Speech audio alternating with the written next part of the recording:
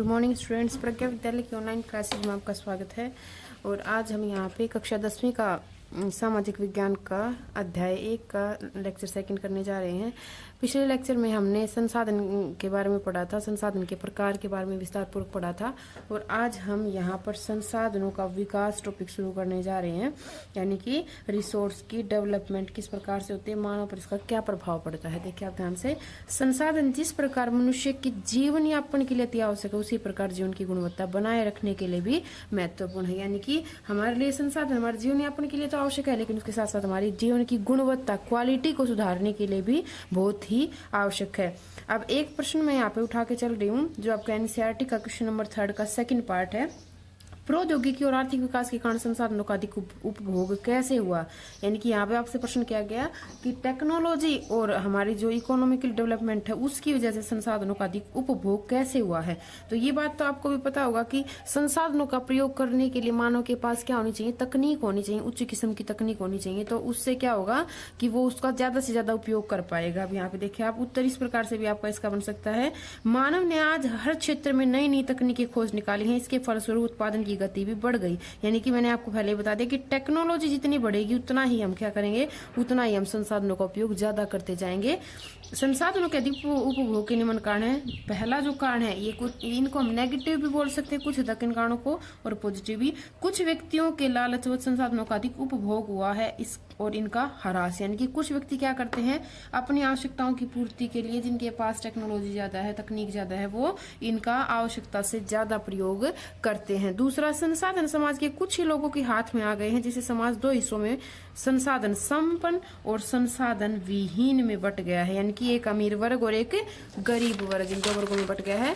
तीसरा जो प्रभाव पड़ा है, तीसरा जो कारण है वो क्या है, संसाधनों के अंधाधुंध शोषण से वैश्विक पारिस्थितिकी संकट पैदा हो गया है। एक बार इस चीज को आप समझ लें, वैश्विक पारिस्थितिकी तंत्र यानी कि जो हमारा इन्वायरमेंट है, जो हमारा इकोसिस्टम है, उसके ऊपर भी संकट पैदा हो गया, खतरा पैदा हो गया। जैसे कि क्या क्या, भूमंडलीय तापमान, ग्लोबल वार्मिंग, ओजोन परत में अपक्षय, ओजोन लेयर में जो छिद्र आप पड़ते हैं वो हो गए हैं, पर्यावरण प्रदूषण और भूमि निम्नीकरण, भूमि की गुणवत्ता और पर्यावरण की गुणवत्ता में भी कमी आई है। तो ये जो कारण है, इनको हम कह सकते हैं कि संसाधनों के अधिक प्रयोग के प्रभाव इनको कह सकते हैं। प्रौद्योगिकी से उपभोग कैसे ज्यादा हुआ वो भी हम यहाँ पे कह सकते हैं। अगला जो हमारा टॉपिक है वो है सतपोषणीय विकास, या फिर कहें कि धारणीय विकास, इसको इंग्लिश में कहेंगे सस्टेनेबल डेवलपमेंट। इसको आप पहले भी, जैसे 8th क्लास में आपको आता है, 9th में भी ये है, तो इसको क्या कहते हैं, सतपोषणीय विकास या फिर धारणीय विकास, या इसको इंग्लिश में हम कहते हैं सस्टेनेबल डेवलपमेंट। तो आपका क्वेश्चन इसमें से बार बार रिपीट होता है बोर्ड एग्जाम में, तो इसको आप ध्यान से करें। सतपोषण विकास का अर्थ है संसाधनों का उपयोग इस प्रकार करना कि हमारी आवश्यकताओं की पूर्ति के साथ साथ भविष्य की पीढ़ियों को भी इनका लाभ मिले और पर्यावरण को भी नुकसान ना हो। तो क्या करते हैं इसमें, हम सबसे पहली बात तो किसका ध्यान रखेंगे, पर्यावरण का ध्यान रखेंगे कि पर्यावरण को कोई भी नुकसान ना हो। दूसरी बात क्या करते हैं कि हम इनका उपयोग करेंगे, लेकिन किस प्रकार करेंगे, ये इस प्रकार इनका प्रयोग करेंगे ताकि भविष्य की पीढ़ियों के लिए भी इनको हम बचा सकें, उनको भी इनका लाभ मिल सके। यानी कि सीधे शब्दों में अगर कहें तो संसाधनों का प्रयोग हमें अपनी आवश्यकताओं की पूर्ति करने के साथ साथ भविष्य के लिए बचाएं और पर्यावरण को भी नुकसान न पहुंचाएं, उसको भी कोई हानि न होने दें। इसके बाद सतपोषण विकास के सिद्धांत बताते हैं, जीवन के सभी रूपों की उचित देखभाल करता है। अगर हम सतपोषण विकास को अपनाते हैं तो देखो क्या क्या होगा। सबसे पहला तो क्या कहता है ये, जीवन के सभी रूपों की उचित देखभाल, यानी कि सब प्रकार के जीव जंतुओं की देखभाल ये करेगा। मानव जीवन की गुणवत्ता में वृद्धि, अब ये बात तो जायज है कि अगर संसाधनों का मानव सावधानी पूर्वक प्रयोग करता है तो उसकी जीवन की गुणवत्ता में, क्वालिटी में सुधार आता है। प्राकृतिक संसाधनों का कम से कम ह्रास, जैसे पर्यावरण को बचाने की बात ये करता है तो ये क्या करेगा, प्राकृतिक संसाधनों को भी कम से कम नुकसान पहुंचाएगा। पृथ्वी पर जीवन की विविधता को बनाए रखना, विविधता, जीवन की विविधता, जैसे आप बायोडाइवर्सिटी बायो में भी पढ़ते हैं। बायोडाइवर्सिटी क्या होती है कि जीव जंतुओं में अंतर जो पाया जाता है, बहुत प्रकार के जीव जंतु पृथ्वी पर पाए जाते हैं, तो ये क्या करता है, ये किसी भी प्रकार के जीवन को ना नुकसान नहीं पहुंचाता, उनकी विविधता को बनाए रखता है। और सभी समुदायों को अपने पर्यावरण की रक्षा के योग्य बनाना, यानी कि सभी जो समुदाय हैं वो अपने संसाधनों के बारे में सोच सके, उनकी रक्षा वो कर सके, इसके योग्य भी उनको बनाते। तो ये इसके महत्वपूर्ण क्या है, सिद्धांत है। इसके बाद नेक्स्ट जो टॉपिक हमारा वो है संसाधन नियोजन। और भारत में संसाधन नियोजन किस प्रकार से किया जा सकता है या किया गया है। संसाधन नियोजन ये क्या है, रिसोर्स प्लानिंग, यानी कि हम किसी भी काम को अगर प्लानिंग करके करते हैं तो वो क्या आपको पता ही अच्छे से हो पाता है। अगर हम ऐसे ही किसी काम को, हमारा कोई उठने का समय नहीं है, पढ़ने का कोई समय नहीं है, किसी काम का कोई समय नहीं है, तो वो काम हमारा पूरा दिन हमारा ऐसे हो जाता है। उसी प्रकार अगर संसाधनों का हम नियोजित ढंग से प्रयोग न करें तो क्या हो जाता है, उनका प्रयोग या तो कोई ज्यादा करता है या फिर उनका प्रयोग हम कम कर पाते हैं। तो सबसे पहले हम क्या करेंगे, इनका सही ढंग से प्रयोग करने के लिए इनका नियोजन करेंगे और फिर पढ़ेंगे। इसी में ही हम भारत में इनका नियोजन कैसे किया गया है। संसाधनों का विवेकपूर्ण उपयोग करने की प्रक्रिया को संसाधन नियोजन, विवेकपूर्ण क्या होता है, एक प्रकार से कहूं कि सावधानी से और सोच विचार करके जो प्रयोग किया जाए उसको क्या कहेंगे, संसाधन का नियोजन कहेंगे। भारत एक विविधता वाला देश है, इसलिए यहाँ पर संसाधन नियोजन बहुत ही आवश्यक है। यहाँ पर एक प्रश्न आपको बनता है कि भारत में संसाधन नियोजन क्यों आवश्यक है। तो आपकी बुक में जो प्रश्न बनते हैं उसी प्रकार से बनते हैं।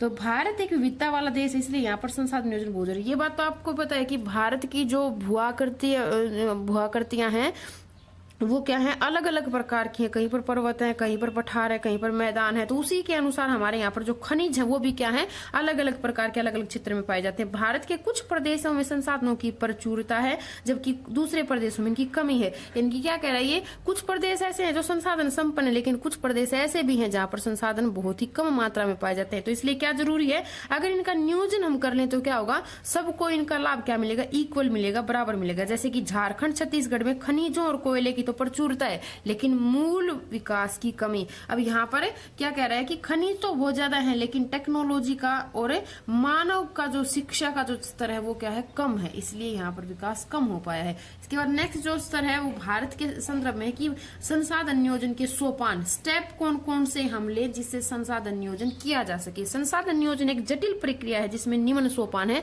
इसके मुख्यतः 3 सोपान हम यहाँ पे करेंगे। देश के विभिन्न प्रदेशों में संसाधनों की पहचान करके उनकी तालिका बनाना। सबसे पहला काम तो क्या होना चाहिए हमारा, कि हमें पूरे देश के संसाधनों की पहचान करनी चाहिए कि कहां पर कौन सा संसाधन पाया जाता है, कितनी मात्रा में पाया जाता है। और ये कार्य हम कैसे करेंगे, सर्वेक्षण के माध्यम से, और इसके साथ साथ मानचित्रों की सहायता भी ले सकते हैं। तो सबसे पहला काम क्या होगा कि उनकी मात्रा का और उनके क्षेत्रों का पता लगाना। दूसरा जो हमारा सोपान है वो क्या है, वह संसाधन विकास की योजनाएं लागू करने के लिए उपयुक्त प्रौद्योगिकी कौशल का प्रयोग करना।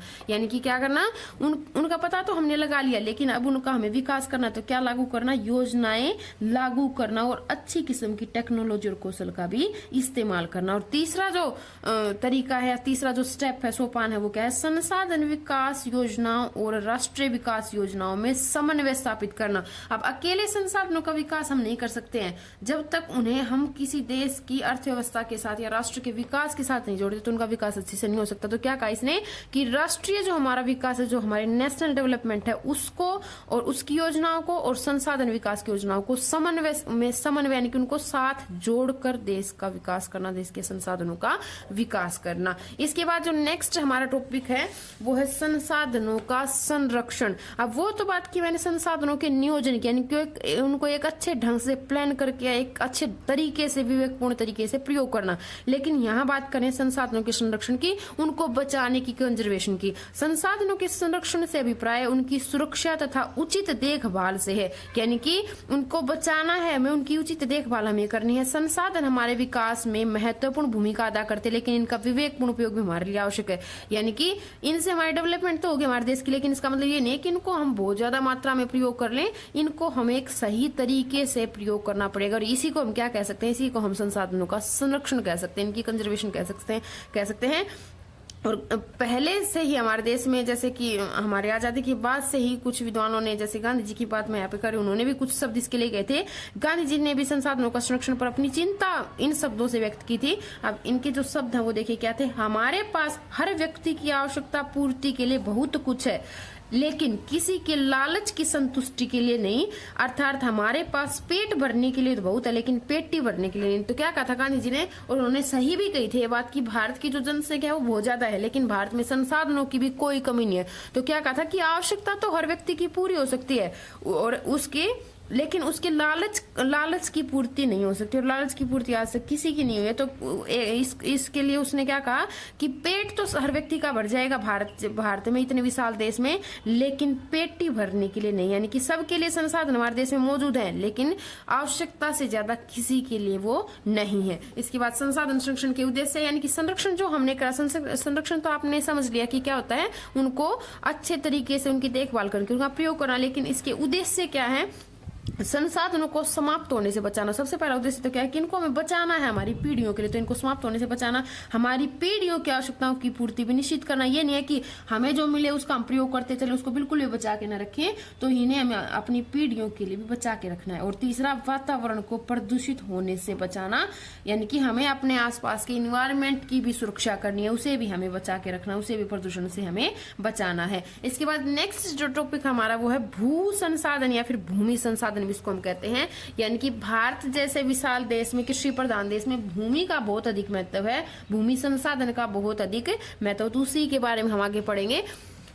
हम भूमि पर रहते हैं और उस अनेक प्रकार की आर्थिक क्रियाएं भी हम इसी पर करते हैं। भूमि एक महत्वपूर्ण संसाधन है। मानव जीवन, प्राकृतिक, वनस्पति, वन्य जीवन, परिवहन, संचार आदि भूमि पर आधारित है। अब ये तो मैंने बहुत ही कम चीजें एग्जाम्पल लिखे हैं यहाँ पे, लेकिन आप देखते हैं कि हमारे लगभग सभी काम किस पर होते हैं? भूमि पर होते हैं। सुबह से लेकर शाम तक आप देखेंगे अपने क्रियाकलाप कितने सारे हैं। आप खेल के ग्राउंड में खेलते हैं जैसे, या फिर हमारे देश में कृषि की जाती है, खनिज निकाले जाते हैं, उद्योग स्थापित किए गए हैं, घर बनाए गए हैं, सड़कें हैं, रेल मार्ग हैं, वो सब किसके ऊपर है? वो भूमि के ऊपर है। हमारे आसपास जैसे जीव जंतु के लिए प्राकृतिक वनस्पति है, पेड़ पौधे हैं, वो सब कहाँ है? वो भूमि के ऊपर है। तो इसलिए भूमि एक बहुत ही महत्वपूर्ण संसाधन है, परंतु भूमि एक सीमित संसाधन है, इसलिए इसका सावधानी पूर्वक प्रयोग और नियोजित उपयोग भी आवश्यक है। वही चीज जो हमने पीछे पढ़ी कि जब तक हम इनका सही तरीके से प्रयोग नहीं करते हैं तो ये हमारे देश की डेवलपमेंट अच्छे से नहीं कर पाएंगे। तो भूमि क्या है?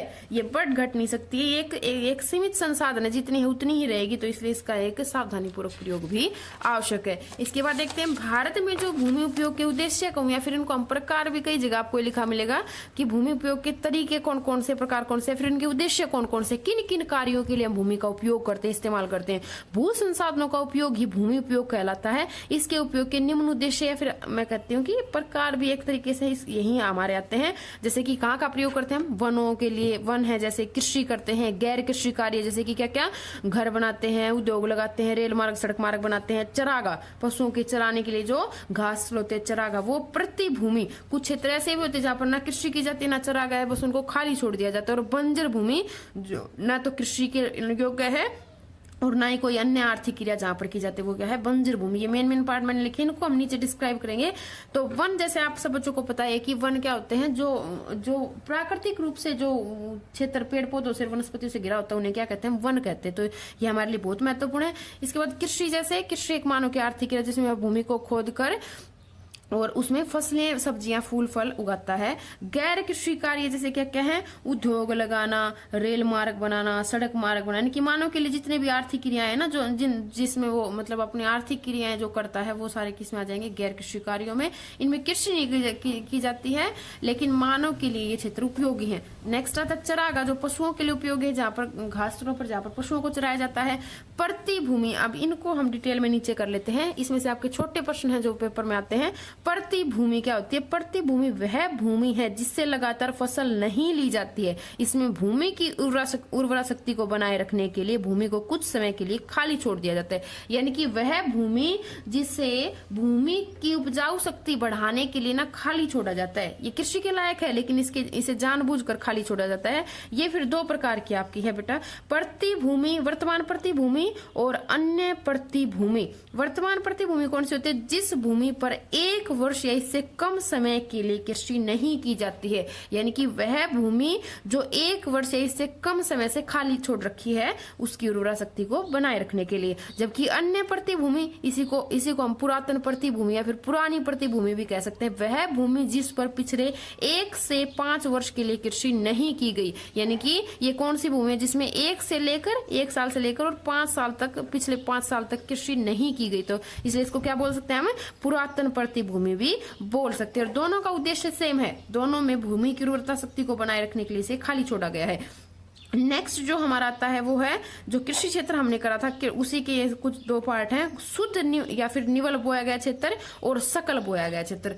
शुद्ध कोई हम निवल बोया गया क्षेत्र कहते हैं और सकल या फिर कुल भी इसको हम कह सकते हैं, कुल बोया गया क्षेत्र। तो पहले आप एक बार देख लीजिए यहाँ पर सकल जो बोया गया क्षेत्र वो क्या है, एक कृषि वर्ष में एक बार से अधिक बोए गए क्षेत्र को शुद्ध बोए गए क्षेत्र में जोड़ दिया जाता है, उसे क्या कहते हैं, सकल कृषि क्षेत्र कहते हैं। यानी कि क्या कहा इसने, जैसे कि आप खेत में फसल उगाते हैं, आपके पेरेंट्स या कृषि करते हैं या फिर कोई किसान कृषि करता है, तो एक वर्ष में एक बार से अधिक बार जो क्षेत्र बोया गया ना उन सब का जोड़, जैसे कि मान लो 1 हेक्टेयर भूमि किसी किसान के पास और उसमें वो 3 फसलें लेता है, एक फसल जैसे कि रबी के ले ली, एक खरीफ की और एक जायद की, तो तीनों को जोड़ लेंगे तो कितनी हो जाएंगी, 3 हेक्टेयर भूमि हो जाएगी। तो इसको क्या कहेंगे हम, सकल कृषि क्षेत्र कहेंगे। यानी कि टोटल जो बोया गया क्षेत्र है वो इसको हम कह देंगे। 3 बार फसलें ली तो 3 बार उसने लाभ उठाया तो क्या हो जाएगा, ये 1 जो हेक्टेयर था वो कितना बन गया यहाँ पे 1 × 3 यानी कि 3 हेक्टेयर, इसका क्या हो जाएगा, सकल हो जाएगा। और शुद्ध बिल्कुल ही आसान है, एक कृषि वर्ष में जितनी भूमि पर सिंचाई की जाती है,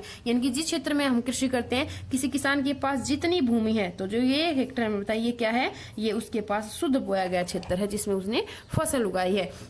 नेक्स्ट जो आता है वो बंजर भूमि से आता है। बंजर भूमि में आप देखेंगे, बंजर भूमि में शुष्क पर्वत मरुस्थलीय क्षेत्र शामिल किए जाते हैं, यानी कि वो क्षेत्र है जहां पर ना तो कृषि की जाती है ना ही कोई अन्य आर्थिक क्रिया की जाती है। तो ये शुष्क प्रदेश हो सकते हैं, जैसे हमारे राजस्थान में क्षेत्र है जैसलमेर बाड़मेर की तरफ, और पर्वतीय क्षेत्र हो सकते हैं।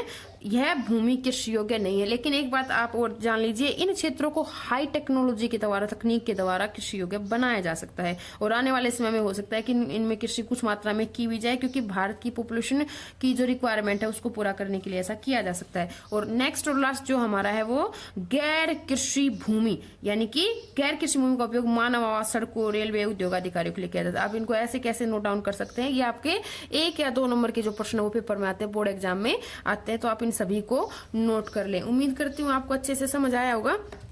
इसके बाद जो हम अगले लेक्चर में जो करेंगे वो हम करेंगे इसी अध्याय के का जो अगला टॉपिक है कि भारत में जो भूमि उपयोग का जो प्रारूप है वो किस प्रकार का, वो बहुत ही आपका एक इम्पोर्टेंट टॉपिक है। और इन सब को आप एज इट इज भी नोटबुक में उतार सकते हैं। जैसे मैं आपको बताती हूँ कि जैसे ये मैं करती हूँ, इसको आप प्रश्न भी बना सकते हैं। स्थित पोषण विकास किसे कहते हैं, संसाधन नियोजन किसे कहते हैं, संसाधनों का संरक्षण किसे कहते हैं, उनका आप नोटबुक में उतार लें और इनको अच्छे से रीड कर लें। Thank you.